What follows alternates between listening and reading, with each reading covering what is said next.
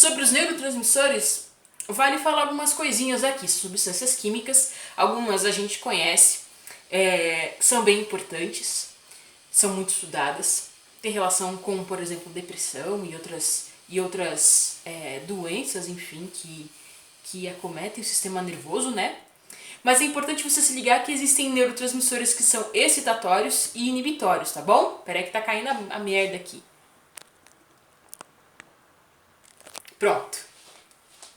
Existem neurotransmissores que são excitatórios e inibitórios, isso é importante tu se ligar. Ou seja, existem neurotransmissores que meio que desligam o próximo neurônio, que causa uma espécie de hiperpolarização, e tu tá ligado, né? Hiperpolarização, ela existe ali, o período refratário, lembra disso que a gente viu no gráfico, exploramos bem na aula de transmissão do impulso.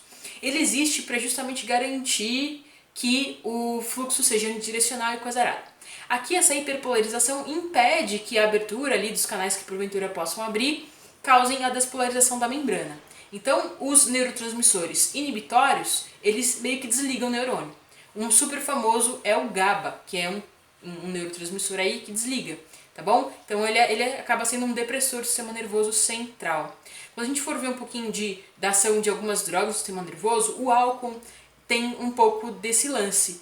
O álcool ele é um depressor do sistema nervoso central justamente pelo fato de dar uma desligada aí na ação e, portanto, impedir a propagação do impulso nervoso entre os neurônios.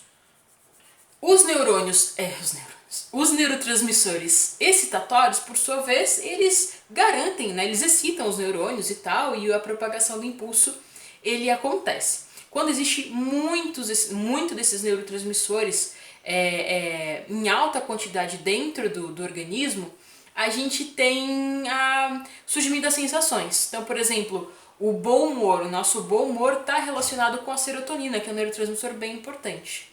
A serotonina, cara, olha que coisa louca, 90% dela, se não mais, é produzida no intestino. Então, o nosso bom humor está relacionado com o bom funcionamento do intestino. Tanto que existe aquela expressão do enfesado, né?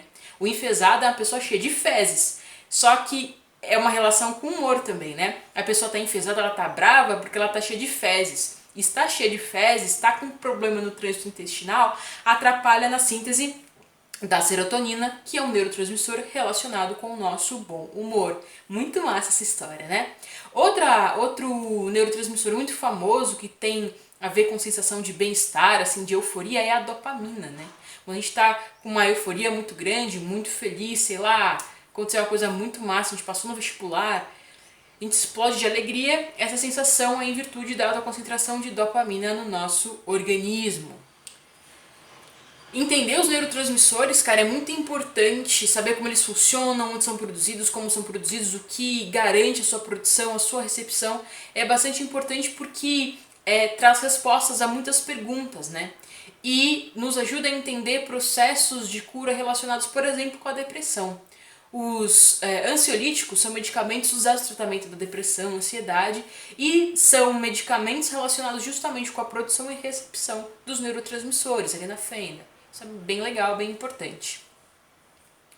A outra sinapse, né, cara, que a gente viu é a sinapse... Que a gente viu não, que eu falei pra vocês que tem, é a sinapse elétrica. A sinapse elétrica, ela recebe esse nome porque ela não é mediada por substâncias químicas, como a sinapse química.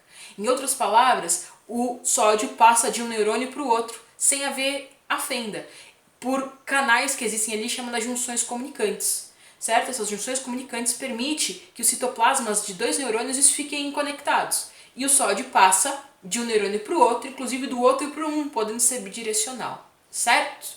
Ele é muito mais rápido do que a sinapse química, certo? E a gente pode encontrá-la no nosso nervo óptico, por exemplo, que tem a ver com a formação da imagem e a nossa sensação da visão. Uma pergunta que é válida nesse contexto é a gente se perguntar, velho, por que então todo o conjunto do sistema nervoso não faz sinapse elétrica se ela é mais rápida e enfim, a resposta é mais veloz e a despolarização ela voa? Porque é uma sinapse, cara, que não tem controle, certo? Ela não tem controle. Então, pra gente entender, para o nosso corpo garantir o bom funcionamento do sistema e que não haja um desequilíbrio, velho, em vários sentidos,